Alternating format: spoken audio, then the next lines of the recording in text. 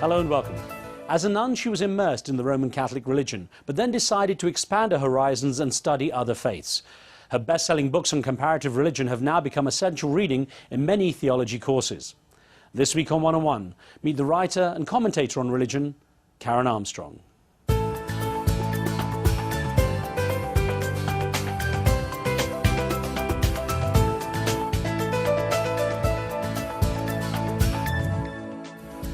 Born into a family of Irish descent living in the English Midlands, she had a fairly uneventful childhood, although the young Karen Armstrong did witness her father going through some tough financial times that shaped her view on life later.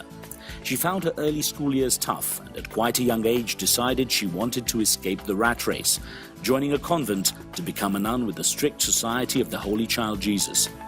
It was an experience that triggered much of Armstrong's rejection of institutionalized religion and the search for a deeper and broader faith.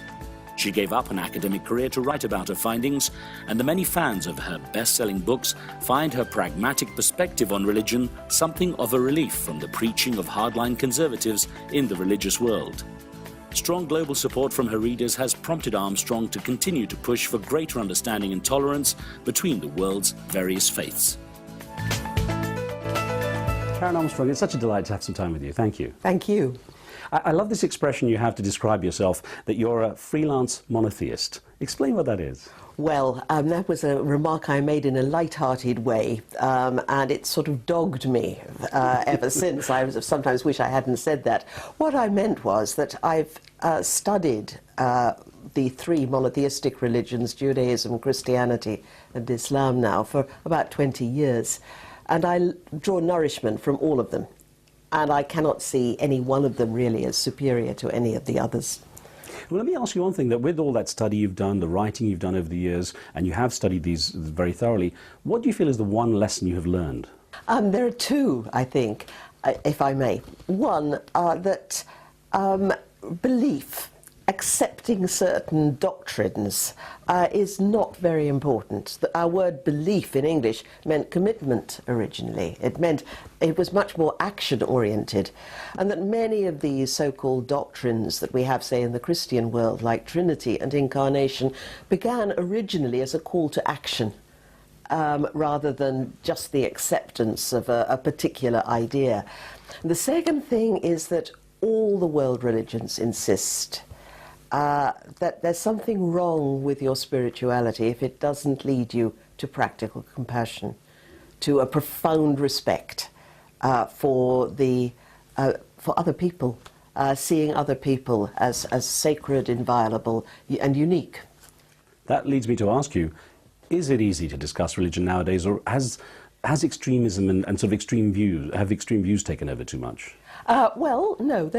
I still find that there's wherever I go in the world, whether it's in Pakistan or United States or Europe, people are hungry for a religious voice. They want to hear about religion, and they're well aware that extremism is the position of an extreme few.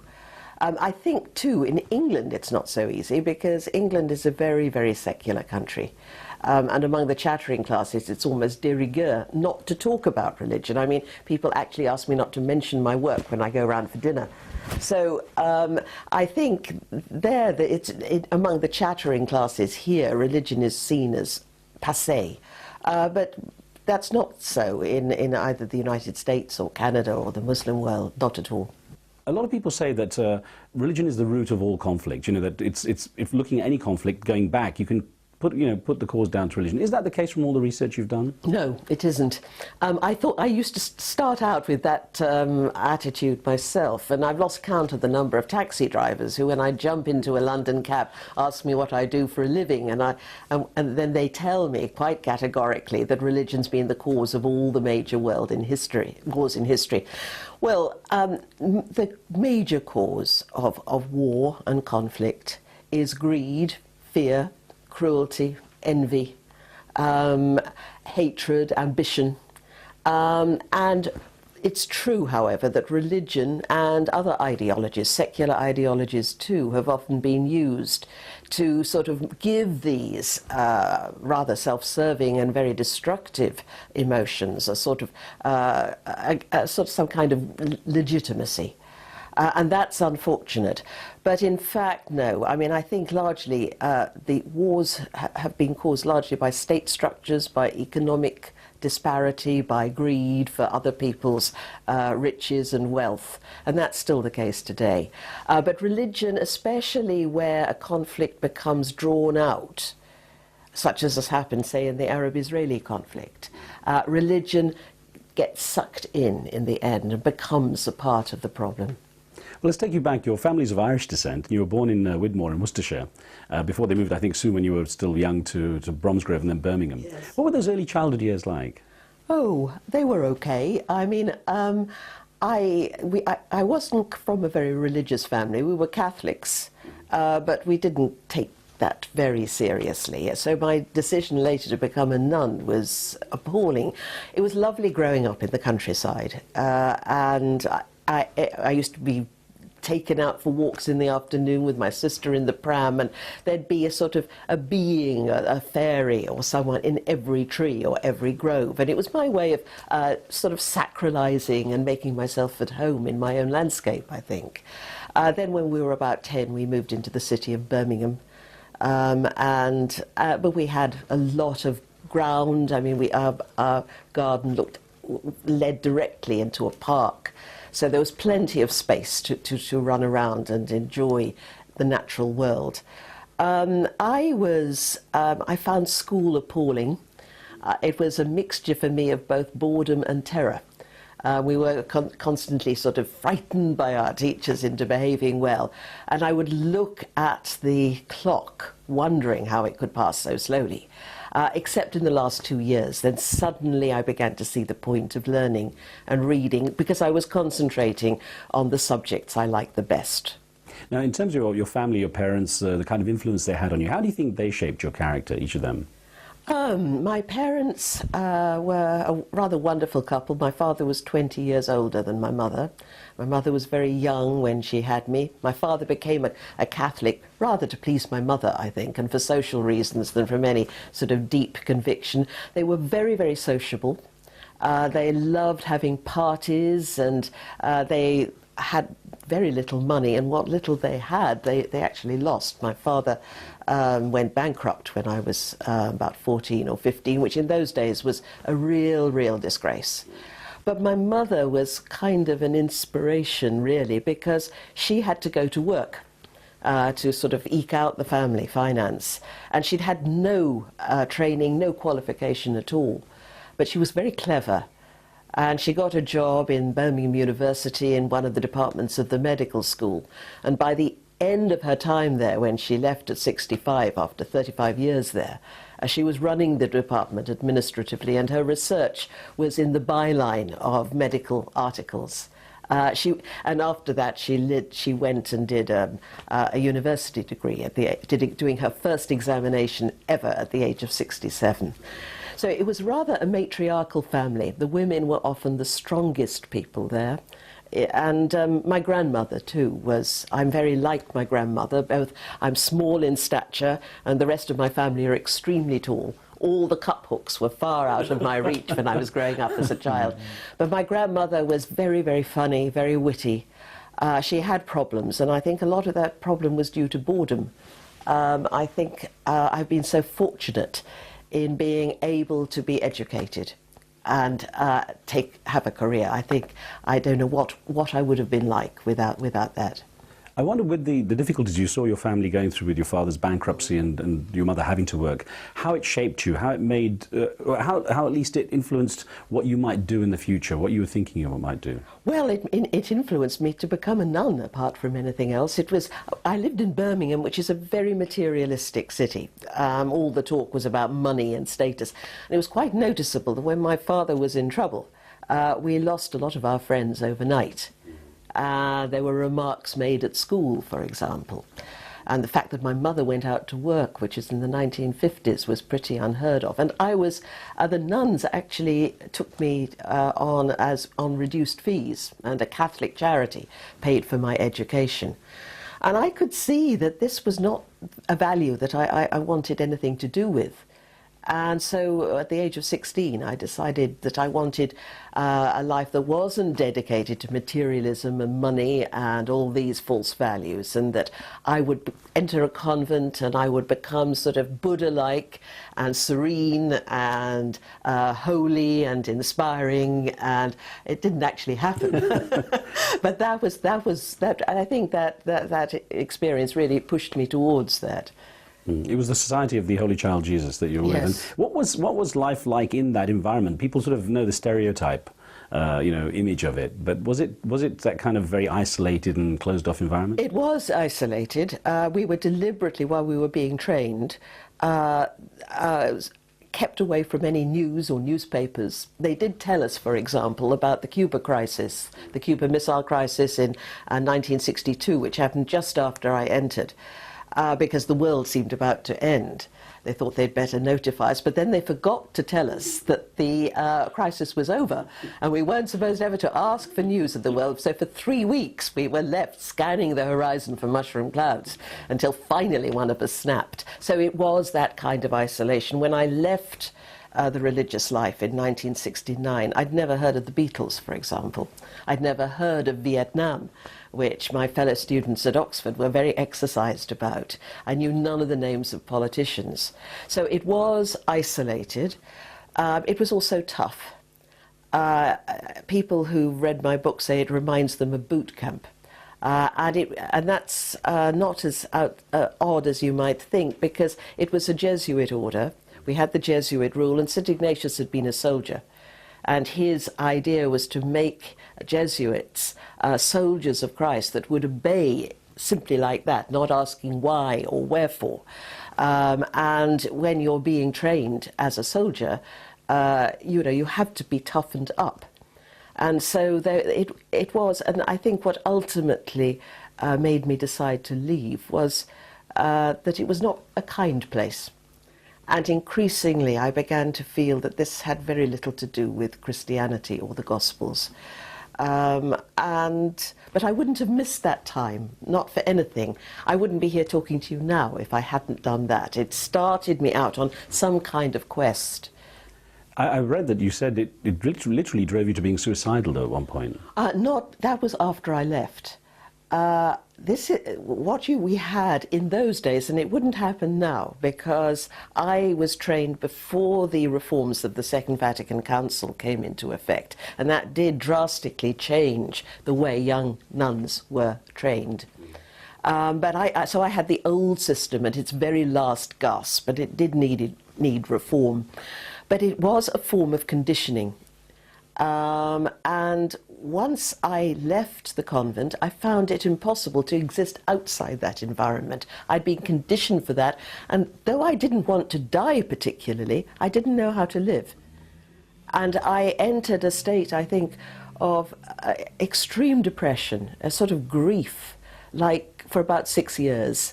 Rather like you might have after a bereavement or a very painful divorce. And I also had the problem that I was having all kinds of symptoms of terror. I would suddenly be engulfed in terror, or I'd go out somewhere and suddenly end up in a completely different place from where I'd intended to go. Fortunately, I always ended up in a quite edifying place, like the Tate Gallery or something.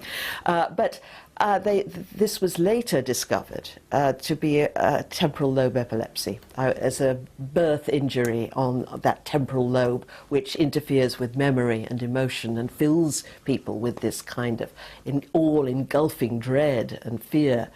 So I thought I was losing my mind, really. And the diagnosis of that epilepsy was one of the happiest days of my life, I must say. You found a cause, yeah. Well, then I had some medication, and I knew what was causing it. So those were really, really difficult years. And you'd gone from being a nun in this isolated environment to St Anne's College in Oxford, of course, in a totally different environment, of course, you know, at a time when things were very outgoing and liberal. Well, it was 1968, the summer of love in Oxford. Not that I was participating in that. I was far too still a nun in my head and in my mind. And St Anne's was a very political college, so there was a lot of demonstration about Vietnam and endless war against the Oxford authorities and demands to change the syllabus. So at that time you decided, you know, while at Oxford, that's it, no more being a nun. Was it a sense of giving up on religion as such? No, that didn't come for about 6 or 7 years afterwards. When I remember waking up, I moved to London to take up a job at London University for a while, and I remember on the first Sunday I woke up in my London flat and I thought, I'm not going to church. That's it. I tried to get in touch with God for all those years. I'd failed. I was completely unable to pray. The kind of prayer that we were taught in the convent was not my kind of prayer. It didn't suit me, and the heavens remained closed. I think I had an inadequate idea of God. I was expecting things that were impossible. And I just found prayer utterly boring and tedious. So I just let it all go. And I thought that was it. I thought from now on, that's the end of me and religion. If I used to see somebody on the London Underground reading a book on religion, I used to feel positively ill, never dreaming for a moment that I would be writing some of these books at a later stage. You wrote your experiences in the convent in your book Through the Narrow Gate, which I gather actually made you quite a target for some sort of devout or even, I guess, you know, hardline Catholics. Yes, especially in this country. It's not so in the United States, where Catholicism is more relaxed. But Catholics in England definitely feel rather ghetto-like. There's been centuries of persecution here. And there's also, most of us are Irish, and that means that we never really feel quite English either, because of the problems between Ireland and Britain. So when somebody breaks ranks and, as it were, washes dirty linen in public, that I've never been quite forgiven by that, though I have been very much embraced by my old religious order, which is in recent years, which has been very wonderful, a nice reconciliation there. Now you did, before the writing, you did think about a career in academia, and I know you had that kind of bit of a, you know, with London University, a bit of fuss over the PhD. Well, not a fuss, it was Oxford University, and I failed it. I failed it in a rather odd way. The university decided it hadn't been properly examined. But they decided that the sanctity of the Oxford doctorate meant that it couldn't be re-examined. So that was the end of my academic career, and that was awful because I was just beginning to recover from the convent.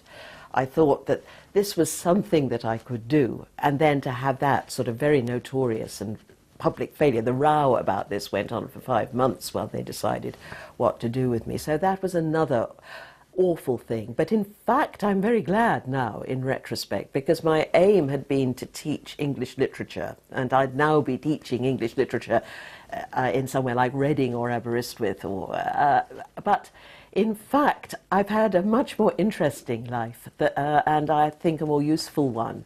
And I don't think the academic world would have suited me. It's a bit narrow. The kind of writing that I do is not in fashion with academia. I take these big subjects, and in academia you polish a little tiny area. So I think actually that bad failure nudged me into a different direction, a better direction for me. What was it that triggered the writing for you? What was it that made you want to write about religion? Oh, well, I wrote my first book simply because people said, you really ought to write about this. And then I lost my teaching job. My life for the first 50 years of my life consisted of one disaster after another. I'd be going along, let's say, in the convent, then in academia, and the whole thing would collapse after about 6 years or so. And I was a school teacher, and then because of my epilepsy, I was asked to leave.